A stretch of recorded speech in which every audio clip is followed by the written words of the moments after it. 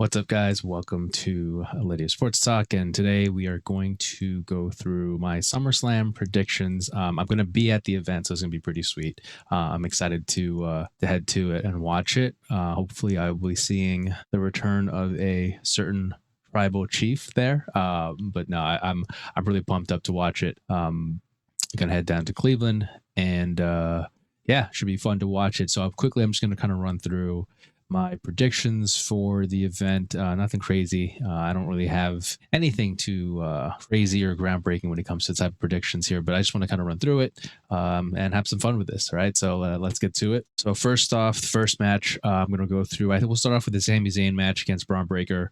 Honestly, I think this one, I feel like Bron Breakker is going to win this one. It's weird because I could completely see Sami Zayn retaining. And maybe this is one of those where, like, is it too early for Breakker to win this one, right? For Braun to take the title, and especially Intercontinental Championship from someone like Sami, who I feel like Sami's been due for a long run with a significant title for a while. I think that, like, the way Braun, if he loses, is important. And actually, as I'm thinking about it now, I feel like this could be one of those where, he loses two in a row to Sami, really gets pissed off, and then that final third one he wins it. But I just think also, does that kind of make him look a little weak where he loses twice in a row, and on the third one we're supposed to just like accept that he's a dangerous threat, but he lost two in a row. I don't know. So or I'm not 100% sure, but I feel like Braun's gonna win. I feel like it sets up a good third match, a possible third match if they had one where, now it's 1-on-1, right? Or now one on each side. So best out of three. And like that third match, that becomes the unpredictable one where you don't know who's going to win between the two because, each person got one. But I think this one, I feel like we're going to see, of course, a solid match from Sami. I think the build has been pretty good so far. I think I like the evolution or how Braun is growing into kind of character he's become. When there was that promo he had where it's like, it's over. Like, forget this, gonna take a quick promo. I'm gonna beat Sami's ass or whatever. I like that kind of promo from Braun. He just doesn't strike me as the type where he's gonna have these long intellectual promos or whatever. It's like, not that he's a dumb person, but like, I'm just saying he's not gonna have these long-winded, eloquent type promos that sometimes Sami will have those kind of promos, or Kevin Owens will have those kind of things. Braun Breakker is just quick to the point, gonna kick your ass, gonna pin you 1, 2, 3, it's over. So I like the growth that his character has been taking. And yeah, I think this match should be a good one. Of course, it's going to be good between these two, Sami Zayn. I also, what I like about this matchup between the two, in terms of this is like, not necessarily backstage stuff, but just bigger picture, is I like the fact that someone like Braun is working with Sami this early on, because I think, honestly, I feel like behind the scenes, Sami's got to be teaching Braun a lot of stuff about psychology, about, selling, looking strong, telling a story within a match. And these are the things that I really love about the WWE, wrestling, all that stuff. Like, I like it when there's a story told promo wise, build up wise, but also in the match. It can't just be, move this, move that, finisher here, finisher that. Like it high spot here, high spot that.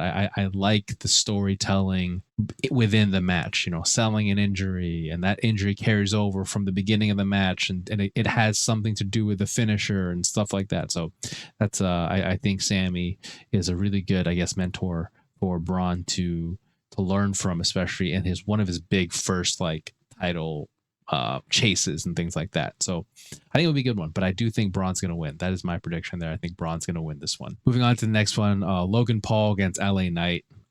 This one for me, a lot of people are saying LA Knight should win this one, and I have no disagreement whatsoever. I think this one, Logan Paul has been insanely impressive, hell of a worker. Like, I'm very impressed with what he's shown in the ring, the respect he has for the business. He works with Shawn Michaels, right? So of course he's going to have a great mentor, great learning tree under Shawn. But I just think this one, you can't have LA Knight lose this one.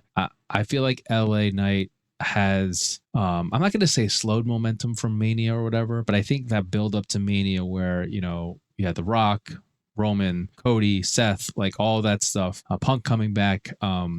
It's actually honestly a credit to LA Knight, where he still has his momentum that he had, before even Punk came back. Like I still think he's still one of the best guys in the company right now. I feel like they still need to push him, like keep pushing him as they are, and I'm not one. I don't like to be like backstage booker. I'm just saying I like the fact that he's still main event type talent, main event name. I like that he's still in the picture with important matches and things like that. But honestly, I wouldn't mind seeing him after this, move on, kind of work into bigger picture things or work into things that are more main event type storylines and things like that. But we'll see. I think Logan Paul has that mainstream thing that the company loves, right? They just love the fact that it's that like bridge from mainstream media and things like that with the Paul brothers, and there's that connection with the WWE, so you kind of get that visibility outside of just the fans and the mainstream fans and the hardcore fans and things like that. And it's cool. But personally, I just think if LA Knight's going to lose, it's got to be interference. It's got to get screwed. It definitely can't just be clean, in my opinion, right? And I don't think they're going to do that. But I think him winning, LA Knight being a champion, I think it would be really cool because, from that point on, I feel like you go from LA Knight being US champ, then he can kind of get someone else over in his transition to go from US champion to maybe compete for one of the main, right? To go maybe compete for heavyweight champion or something like that, right? But or at least be part of that story. But I think right now putting a title on LA Knight, such a cool, marketable dude, works his ass off. I think and everyone. I mean, I love him. Everyone loves him. He's a cool guy to root for, and I think he definitely deserves having this like U.S. championship run. Kind of shades of Cena a little bit, right? So, like the old Cena from back in the day, not kind of when he came back and his U.S. champion later down the line, but earlier on. But yeah, I think that he's gonna win, and I think Logan Paul. This might take some time. I don't know. In my opinion, I think we won't hear from him for a little bit, maybe, but I don't really know backstage or what his plans are personally. I just feel like, I don't know. I think Logan Paul is a great ambassador for the WWE in terms of like outside stuff, mainstream stuff. And honestly, I saw him like speak to Pat McAfee on and WrestleMania, that whole fan fest thing. And he honestly, I think like he understands like the business side of it, and he has this good, like, just as a human quality. I mean, yeah, he's done some shady stuff in the past, and I followed him for a long time growing up, a little bit, or when he was growing up. But I think he's got a good mentality for this whole situation he's in, and for the business and the promos. He's getting it. So like him being the US champion, a lot of people kind of hate him as that. I don't hate him as that. I just feel more inclined to put it on LA Knight, and I think LA Knight has deserved it for sure. But yeah, that's my kind of pick there. I think LA Knight's going to win this one, but we'll see what happens. Next up, we got Liv Morgan against Rhea Ripley. Ooh, this one, I think easy answer, right, would be maybe Rhea Ripley returns. Right? It just seems right. Like all things are kind of heading in that direction. The momentum goes back to Rhea. Liv's crying. Judgment Day is reunited, kind of, right? But I think Liv's going to win this one. For me, I feel like Rhea winning deserves a bigger stage. And I hate to say SummerSlam isn't a big stage. It is. It's like the WrestleMania of the summer, right? But I still feel like there's so much meat on the bone for the storyline. I honestly feel like let's just say the storyline wraps up here. Rhea wins, Liv leaves, right? Or they kind of move on to different things. Like, where does Rhea go from here? And where does Liv go from here, right? And I just think there's so much more. I mean, you still got the Becky thing, right? Like Becky could come back, and I don't know, like there's still more to the story. And who knows, like what if Dom goes to Liv, like, turns on Rhea, tricks us all? Or like what if one of the other members of Judgment Day is actually behind Liv kind of orchestrating things, or is working with Liv orchestrating things? I just think there is a lot of meat on the bone with this storyline, and I actually kind of like initially when it happened, I didn't really know where Triple H and the writing team was headed with this, but I think it's kind of turned into this cool like storyline drama that we haven't seen too often, right? In years past, recently or whatever. So it's been kind of a good engaging storyline. Like it's one of those things where people are, whether they're grossed out by the Liv Morgan stuff, or they want mommy back and everything like that. Personally, I just think it's I grew up in the Attitude Era, so nothing that happened with Liv and Dom is anything compared to what used to happen back in the day. But I think it's kind of cool to, or I don't know if cool is the right word, but it's a good change of pace compared to other storylines, to have something that is very diverse in terms of tone of storyline, right? Like it's not just this, oh, I'm the best and I'm gonna beat you and I'm this. It's like there's a reality TV element to it, compared to other storylines going on, and you kind of need that, right? It can't, like, other storylines can't just be the same compared to each one. So I like the storylines because it's the story that's been happening. But anyway, in terms of the match, I feel like Liv is going to win, and it's got to be some kind of like Judgment Day involvement, betrayal. Didn't know this was going to happen. Maybe Dom, maybe something like that. I think Liv's going to win controversially, right? I would just be a little bummed out if it just kind of is a vanilla Rhea wins. Rhea beats Morgan. Dom's in her corner. She wins. Liv's crying and she leaves. Judgment Day's there. Celebrate with Rhea. I would be kind of bummed out. It just seems a little bland for a SummerSlam. For that to be the ending, but they could play it safe and maybe just do that and kind of leave the fans happy with Rhea coming back and winning.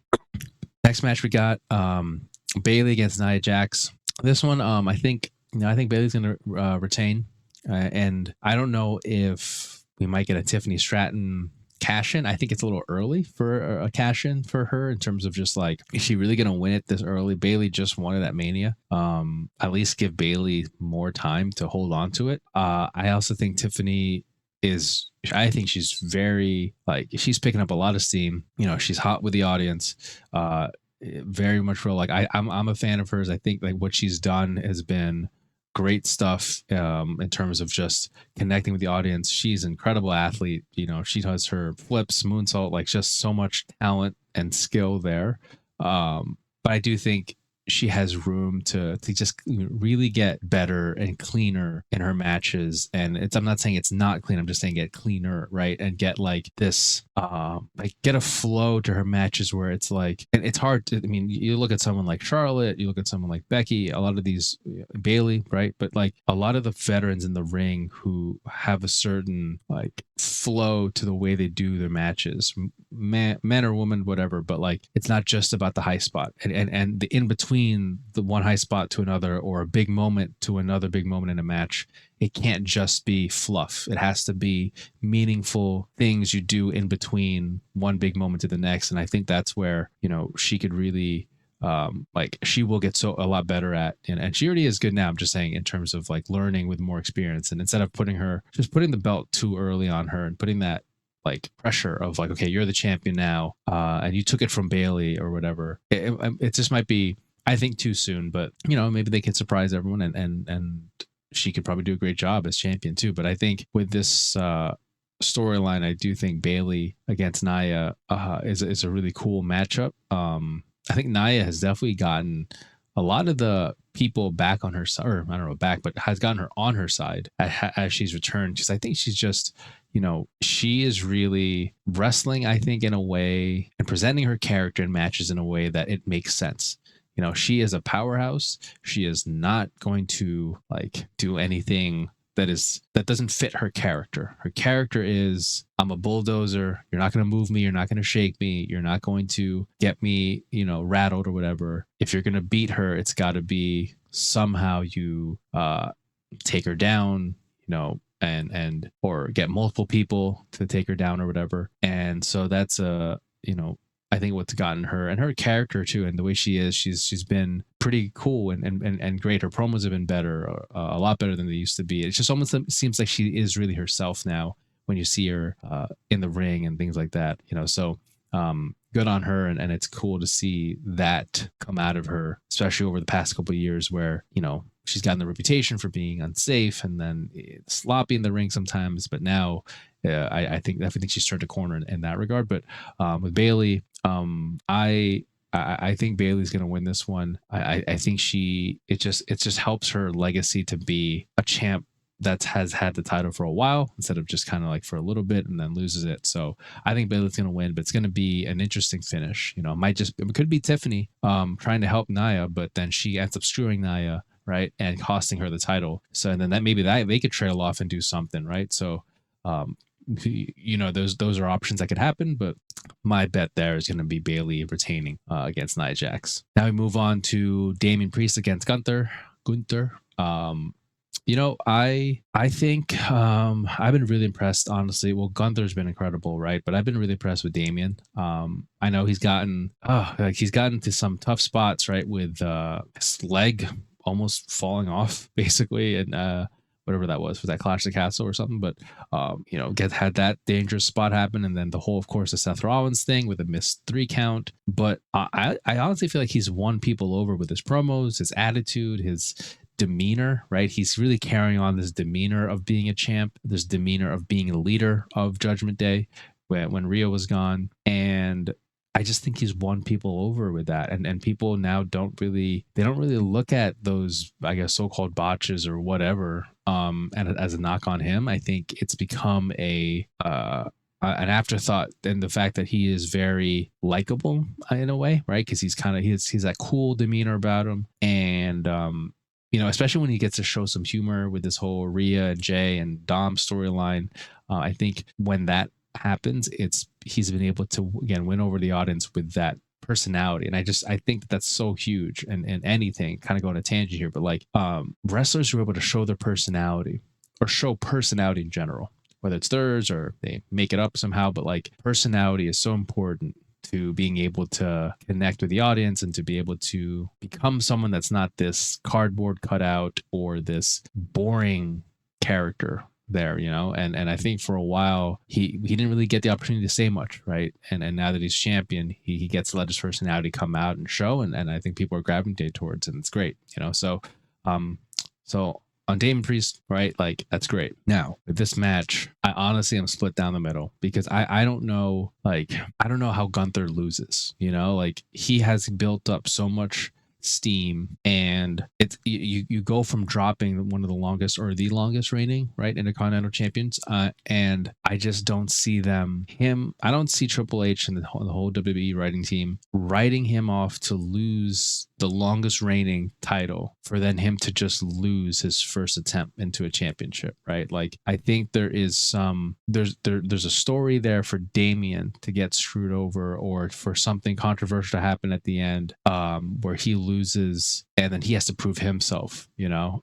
Maybe something with, you know, Judgment Day, little dissension, little maybe betrayal or something like that. Something happens. But this is one of those matches where I feel like Damian could end up on the losing side, losing his title, because I just don't see, like, it doesn't hurt his character, it doesn't damage him as a wrestler, doesn't make him look weak.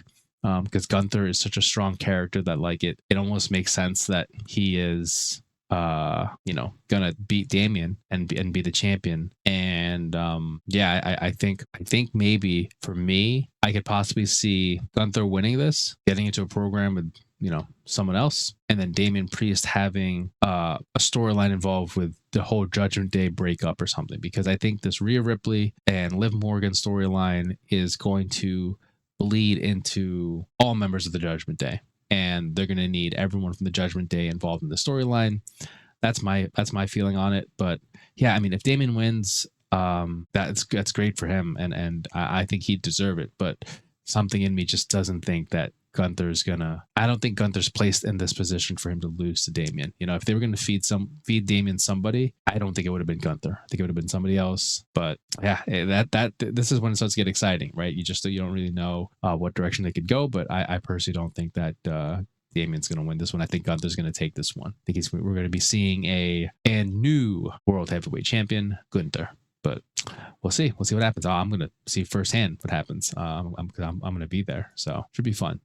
Next up, CM Punk against Drew with the visionary Seth Rollins. Seth freaking Rollins, excuse me. I think this one is going to be a fun match. You know, CM Punk's first match back. Honestly, I don't want him to get hurt. That's that's a big thing, right? Just like keep them safe. And I think the fact that, of course, on screen they hate each other, but off screen I do think that Drew and Punk are very, very good friends. So being in a match and his first match back with someone he can really trust, I think is huge. And then you have someone like Seth Rollins, who maybe behind the scenes there is some legitimate heat or something like that, a little bit between him and Punk. But there's a level of extreme professionalism on Seth Rollins' part that he will look out for Punk too in this match, where if anything happens, he knows like these three guys can, if right now, are three of the best guys to be able to call an audible if anything goes wrong. So in that regard, that's the cool part, or not cool, but the safe part about this match is I trust that all of these three guys are going to know what happens in terms of keeping Punk safe and everything. But now in terms of the match and storyline, I think this one, like this has to be kind of a screw job finish, right? I'm not going to say it's going to be Bret Hart, Undertaker, Shawn Michaels-esque. I just think that it's going to be, I think Drew's going to win, but I think it's going to come at the cost of Seth accidentally costing Punk. And again, not exactly the same way as like when Shawn hit Taker with the chair, and or maybe, I don't know, maybe they'll do a callback, but I feel like it's going to be one of those where Seth is going to, or CM Punk's going to get pissed off at Seth to the point where Seth is going to do something, and then it's going to cause an opening for Drew to hit his finisher. Punk's going to lose. Now we have heat between Seth and Punk that could maybe go into a match between those two or something, and then maybe the payoff will be at WrestleMania with a triple threat between these three or something like that. But I don't see this. I don't see this being a match where anyone goes clean at all. And also, I don't know if Punk would win this one, because he has screwed over Drew so many times that you almost have to give Drew one over Punk a little bit here, right? Like, you can't just keep having Drew lose because of Punk, get screwed over because of Punk, and then when they finally do go one-on-one, Punk beats him, so it's like at some point, he's got to get one at least, because then I think that kind of makes Drew look a little weak, because what's he going to do right after? He's going to complain again, right? He's going to get on the mic and complain again, suspended again. So my take here is going to be Punk, or Drew wins, but Punk does get screwed in some fashion, some form or fashion, by Seth. Seth comes out, because I think Seth in this one, he's always going to have his fans. I'm not going to hate Seth if he tried to screw over Punk, right? It's like it's hard for Seth to get like real heat in this match because he is so well liked. But I think it just adds to a really better story and to a more interesting story with these three if we go down the road of Seth costing Punk the match in a way, especially after Punk was like, don't mess up, don't help me win or whatever. And maybe that could also be a situation too, right? Like, Seth will try to have Punk in a position to win, and Punk's gonna be like, nope, I don't want your help, I don't need your help. And then that's when there's an opening for Drew to take advantage, when Punk and Seth are arguing or whatever, and then he loses. So yeah, I think that's gonna be really fun match, an exciting match to watch. I think that's how I kind of see it going down, is Drew is going to win this one. And finally, we're now going to head on to the main event with Cody Rhodes and the fake tribal chief Solo Sikoa with his Walmart brand bloodline.